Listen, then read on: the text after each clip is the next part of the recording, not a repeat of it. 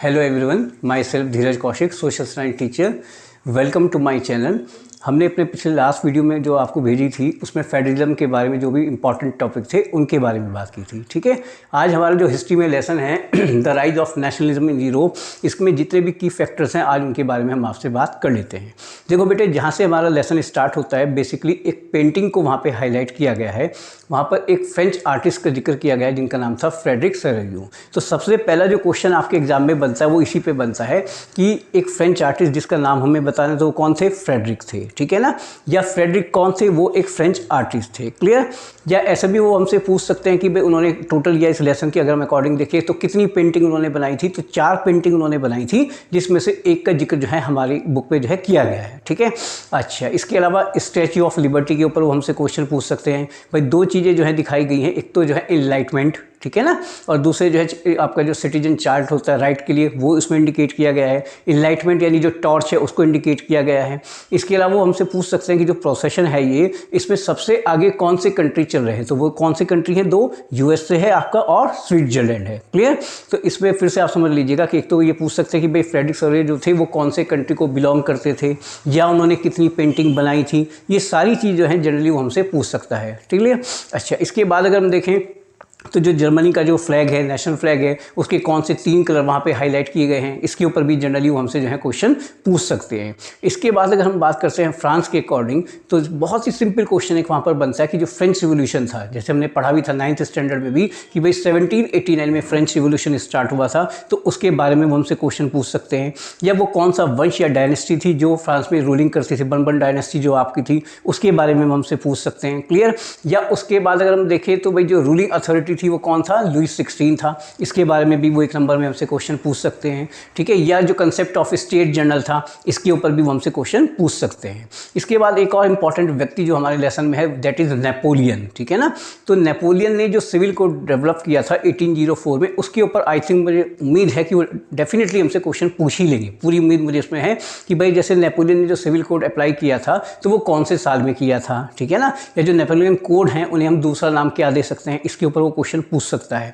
यहीं पर जो है जो पेज नंबर 7 है आपकी बुक्स में, वहाँ पे एक पिक्चर भी हाईलाइट की गई है जिसमें नेपोलियन को एक जो है पोस्टमैन के तौर पे हाईलाइट किया गया है। ठीक, उसमें उन्होंने हमें क्या दिखाया है कि जो उनका बैग है वो जो है खुल गया है, उसमें से बहुत सारी जो चिट्ठियाँ हैं वो निकल कर बाहर आ रही हैं। तो ये किस चीज़ को इंडिकेट करता है? ये इस चीज़ को इंडिकेट करता है कि वो एरिया जो नेपोलियन ने जीते थे 1 बाय 1 करके, एक एक करके उनके हाथ से कैसे निकलते जा रहे थे। क्लियर? इसके ऊपर भी वो आई थिंक हमसे क्वेश्चन जो है पिक्चर बेस्ड जो है वो जो है डेफिनेटली पूछ सकता है। ठीक, अच्छा, इसके बाद अगर हम बात करते हैं ट्रीटी ऑफ वियना की, 1815 में जो ट्रीटी ऑफ वियना थी उसमें कौन कौन से कंट्री को आप शामिल कर सकते हैं जो ग्रेट पावर थे उस जमाने के, है ना, ऑस्ट्रिया, पर्सिया, रशिया, इंग्लैंड, इनको हम शामिल कर सकते हैं। ठीक है ना, कैसे जो है इन सब ने मिलकर जो है फ्रांस को जो है कैप्चर करने की कोशिश की थी या चीज़ों को अपने अकॉर्डिंग मैनेज करने की कोशिश की थी। ठीक है, इसके अलावा एक क्वेश्चन बनता है हैब्सबर्ग एम्पायर के बारे में कि वो कौन सी स्टेट या वो कौन सा डोमिनेशन था या वो कौन सा कंट्री था जो पैच वर्क के नाम से जाना जाता था। तो वो कौन सा था?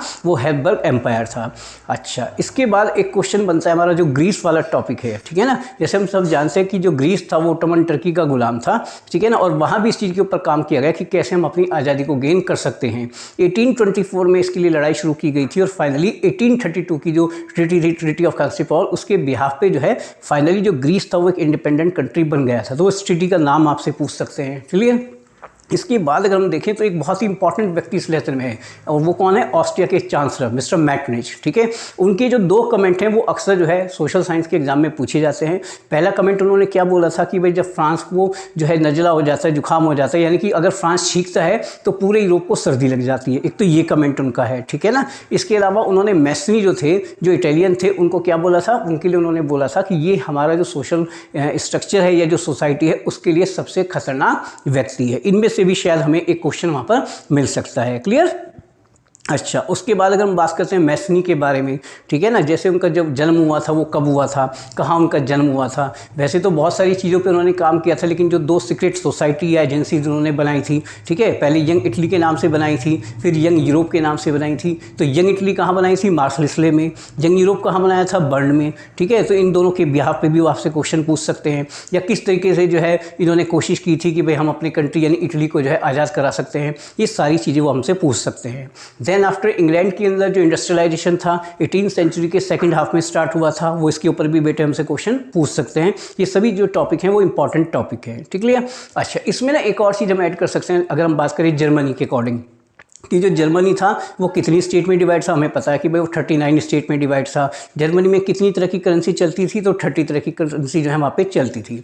एक और वर्ड हम इसमें यूज़ कर सकते हैं, जोलवेरिन। बेसिकली एक यूनियन के लिए, ट्रेड यूनियन टाइप की जो चीज़ होती है उसके लिए शब्द यूज़ किया गया था। और जर्मनी में जब इसको स्टार्ट किया गया तो on the behalf of Persian government जो है इसको स्टार्ट किया गया था, ठीक। इसके बाद अगर हम देखें और भी बहुत सारी चीज़ें इस लेसन में जो है हमारे लिए रहती हैं। जैसे अगर हम बात करते हैं जर्मनी की, तो जर्मनी में यूनिफिकेशन के लिए जब पहली बार कोशिश की गई थी तो जो पार्लियामेंट्री गवर्नमेंट थी, अगर हम उसके अकॉर्डिंग बात करें तो कितने रिप्रेजेंटेटिव इलेक्ट हुए थे, 831 लोग जो हैं इलेक्ट हुए थे। और राज्य की जो कमांड दी गई थी या कमांड देने की जो बात हुई थी वो किसको दी गई थी, ठीक है ना, that was Frederick William fourth. यानी फ्रेडरिक विलियम फोर्ड को ये ऑफर किया गया था कि अगर वो चाहें तो जर्मनी की कमांड ले सकते हैं, लेकिन उन्होंने मना कर दिया था। देन आफ्टर 1848 के बाद की कंडीशन को अगर हम डिस्कस करें तो किस तरीके से जर्मनी को यूनिफाइड कराने के लिए पर्शिया ने जो है अप्रिसिएशन किया था या उन्होंने जो है कमांड ली थी। और ये कमांड किसको दी गई थी, एक बहुत ही इंपॉर्टेंट व्यक्ति थे, डेट वाज ऑटोमन बिस्मार्क, ठीक है ना। उनको ये जिम्मेदारी दी गई थी कि भाई आपको जर्मनी को यूनिफाइड कराना है।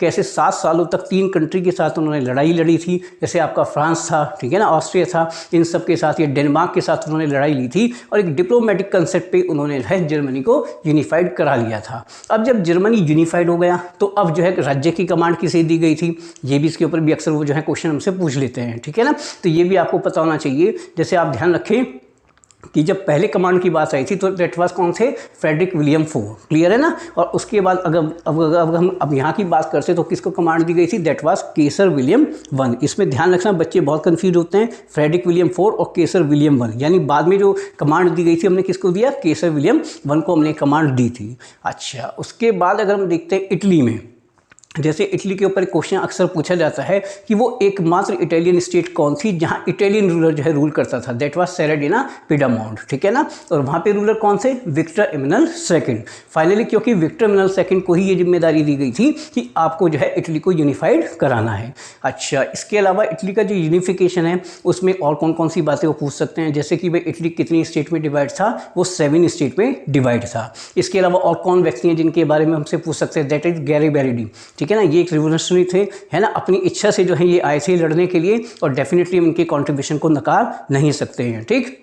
इसके अलावा चीफ मिनिस्टर कैवियर के ऊपर भी हमसे क्वेश्चन पूछ सकते हैं कि किस तरीके से जो है उन्होंने इटली को जो है प्रॉपर वे में कंट्री के तौर पर डेवलप करने में अपना रोल प्ले किया था। अच्छा, एक जैसे हमारे सिलेबस में थ्योरी ऑफ रोमांटिज्म है, जनरली उसमें से क्वेश्चन नहीं पूछा जाता है, लेकिन जो ग्रीस वाला टॉपिक है, एक व्यक्ति हैं लॉर्ड बायरन, अगर आपको याद हो, एक अंग्रेज पोएट से, ठीक है ना, जिन्होंने मिस्र कह रहा हूँ ग्रीस की तरफ से जो है लड़ने के लिए तैयारी की थी, बाकायदा फंड भी उन्होंने इकट्ठा किया था, लेकिन फिर उनको बुखार हो गया था, है ना। तो इनका जो नाम है बायरन का, वो भी हमसे जो है क्वेश्चन के तौर पर जो है पूछा जा सकता है। इसके बाद अगर हम बात करें ब्रिटेन की यूनिफिकेशन में, तो जैसे सबसे पहले स्कॉटलैंड की बात की जा सकती है कि भाई 1707 में स्कॉटलैंड के साथ एक एग्रीमेंट हुआ और फाइनली ग्रेट ब्रिटेन जो है उसका जन्म हुआ था। फिर उसके बाद कैसे आयरलैंड को उन्होंने अपने कब्जे में लिया था, ठीक है ना, या आयरलैंड के ऊपर किस तरह से उन्होंने अपना डोमिनेंस करने की कोशिश की थी। कैथोलिक और प्रोटेस्टेंट बेस्ड कंट्री था, कैसे उन्होंने प्रोटेस्टेंट को फेवर किया था, ठीक है ना। ये सारी चीज़ें वो हमसे एग्जाम में पूछ सकते हैं, लेकिन जनरली जो पूछते हैं वो यूनियन जैक के बारे में पूछते हैं, ठीक है ना, या God save our Nobel king के बारे में पूछते हैं, ठीक है ना। जैसे अगर हम बात करें इंग्लैंड के नेशनल फ्लैग के अकॉर्डिंग, तो इनके ऊपर भी वो हमसे क्वेश्चन पूछ सकते हैं, क्लियर। आई थिंक जितनी चीज़ें मैंने आपको बताई इसमें भी हमारे 15 से 20 क्वेश्चन बनते हैं, आप इनके ऊपर जरूर फोकस कीजिएगा। जैसे कि फ्रेडरिक विलियम फोर्ड और केसर विलियम वन में बहुत कन्फ्यूजन रहता है, इनको बहुत अच्छे से कीजिएगा। या कैसे इटली में फाइनली विक्टर इमैनुअल सेकंड को जो है राजा का दर्जा दिया गया था, या ट्रीटी ऑफ वियना के ऊपर क्वेश्चन पूछ सकते हैं, ठीक है। या नेपोलियन जो कोड थे वो कौन से साल में अप्लाई किए गए थे, फ्रेडरिक जो थे सेरेरियो उन्होंने कितनी पेंटिंग बनाई थी, वो कौन सी कंट्री को बिलोंग करते थे। ये सारी चीज़ें हैं जिनके ऊपर वो हमसे क्वेश्चन पूछ सकते हैं। आई थिंक अब आप लोग बहुत अच्छे से तैयारी अपनी कर रहे होंगे, मेरी तरफ से बेस्ट ऑफ लक है, आपके लिए बहुत ब्रेक है, या बहुत अच्छे से जो है तैयारी करें, बहुत अच्छे एग्जाम दें। काफ़ी स्कूलों में कल जो है बच्चों का कंप्यूटर का एग्जाम है, उसके लिए भी आपको बेस्ट ऑफ लक बेटे, बहुत अच्छे से आप प्रिपेयर कीजिएगा। और उसके बाद पूरी तरह से सोशल साइंस पे जुट जाइएगा, रेगुलर इंटरवल पे आप वीडियोज़ को देखते रहिएगा, ज़्यादा से ज़्यादा शेयर कीजिएगा, सब्सक्राइब कीजिएगा। बाकी का जो बचा हुआ हिस्सा है फिर मैं आपको इसकी वीडियो कल भेजूँगा। Okay, thank you.